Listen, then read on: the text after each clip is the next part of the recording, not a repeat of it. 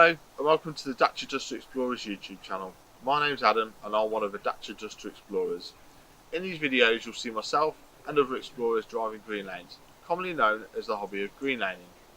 Some of these lanes can be easy, some can be incredibly difficult if not dangerous, but all offer a beautiful feeling of escapism. If you have any doubt about the green lane you're driving, get out and walk the lane first, making a mental note of places to turn around if needed and thinking about strategies to overcome difficult sections, because reversing after a failed attempt to get along the lane can be incredibly difficult and very risky. We abide by the Green Lane Association Glass Code of Conduct for driving these lanes and respect all others using the lanes, including horse riders and walkers, as we all have a part to play in keeping these routes open for everyone. If you're thinking of green laning yourself, please consider joining the Green Lane Association to help fight to keep these lanes open and to help you understand more about this hobby. They also have a Trailwise 2 website which will significantly aid in your planning.